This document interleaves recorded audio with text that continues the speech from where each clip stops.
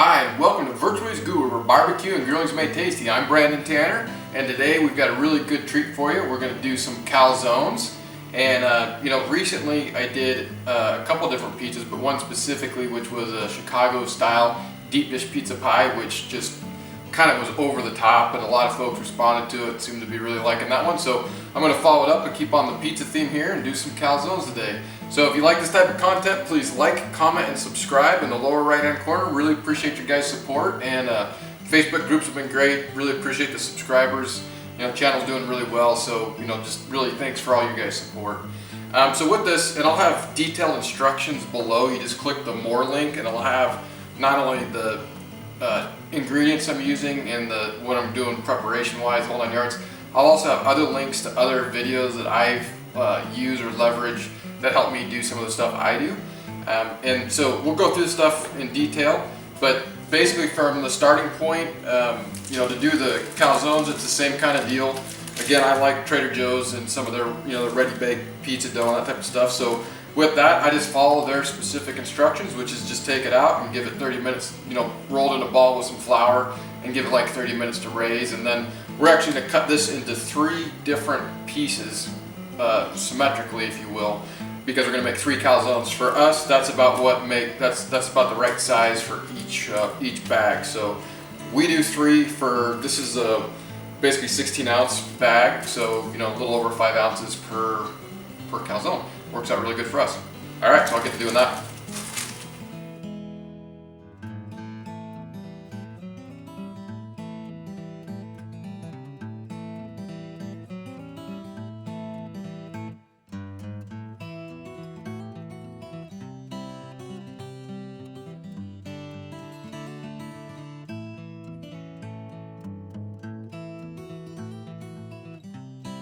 I'm going to do a few things. I'm going to get the grill going, and I use a pizza stone, a rectangular pizza stone, and that's just my taste and preference for doing calzones. I got a circular one for doing regular pizzas and stuff like that. But at the same token, I'm also going to fry up and pre-cook some pancetta, Italian type bacon. This stuff is really good, goes inside the calzones.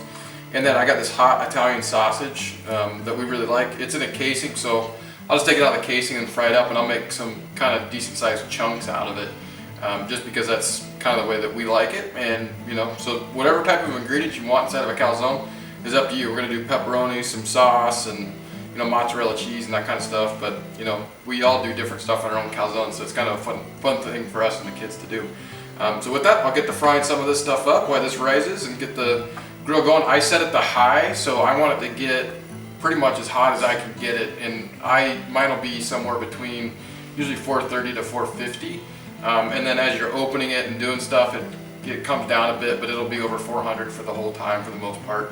And these will probably, depending on how it goes, it's usually 15 to 20 minutes max, but we'll just see how it goes today.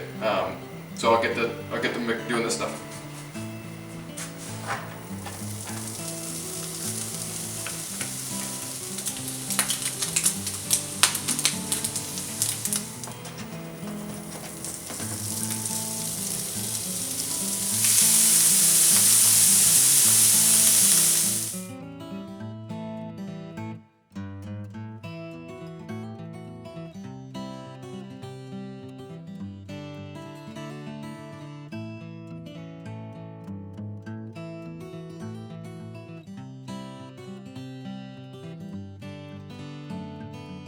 Alright, so I got this guy rolled out, and it doesn't have to be perfect, and it's not really my strong suit, but it doesn't really matter.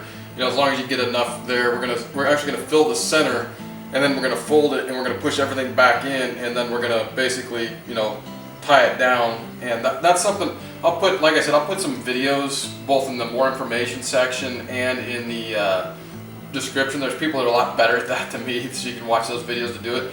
I just get it done, and it's fine, so that'll work.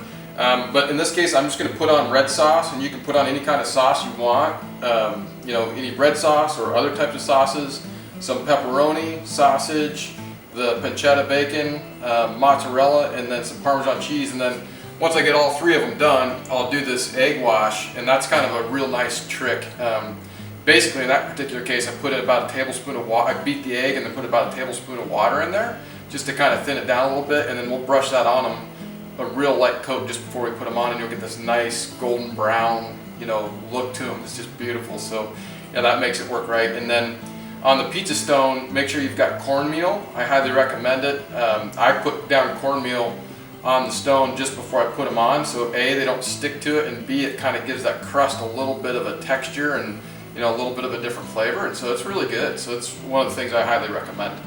So with that, I'll get to putting this together, and then I'll get all three and I'll show you the egg wash.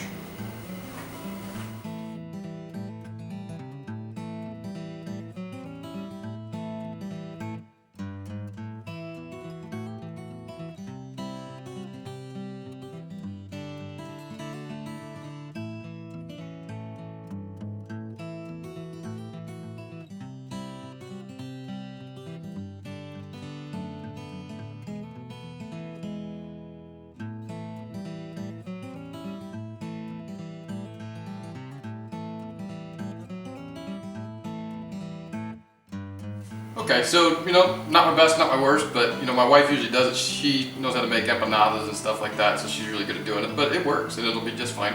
So the other trick that we need to do here is we actually need to cut 3 slits in it to kind of let it breathe so it doesn't balloon way out and, you know, get a bunch of bubbles. So you just cut just slits right across the top and just put 3, you know, kind of evenly throughout it.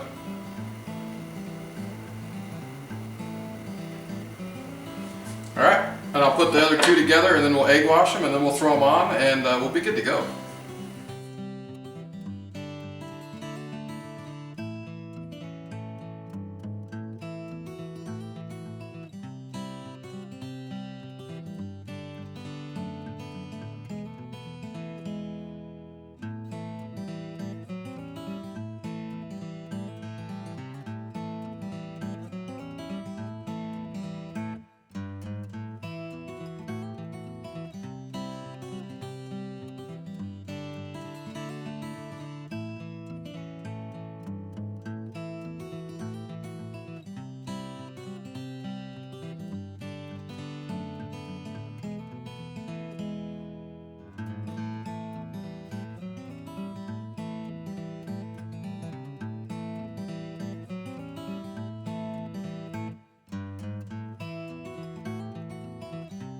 Okay, so I showed you guys video at 15 minutes and at 20 minutes, and then just before 25 I took them off. It was starting to get that, you know, I don't want to burn them, they're just right, they're going to be delicious.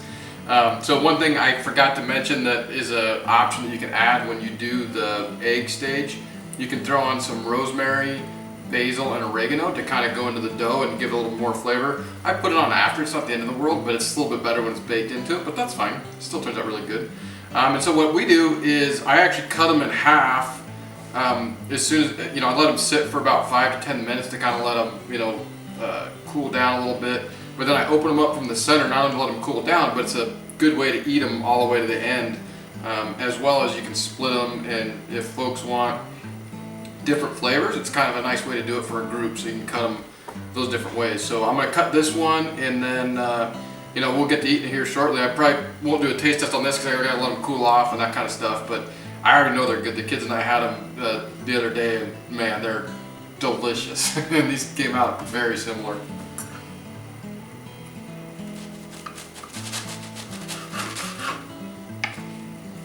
Take a look at all that goodness in there. That's gonna be delicious. And if you like this type of content, please like, comment, and subscribe. Really appreciate your support. Thank you. Hi, I'm Brandon Tanner, and this is Virtual Eats Guru. We're smoking, you name it. This is the channel for you. So if you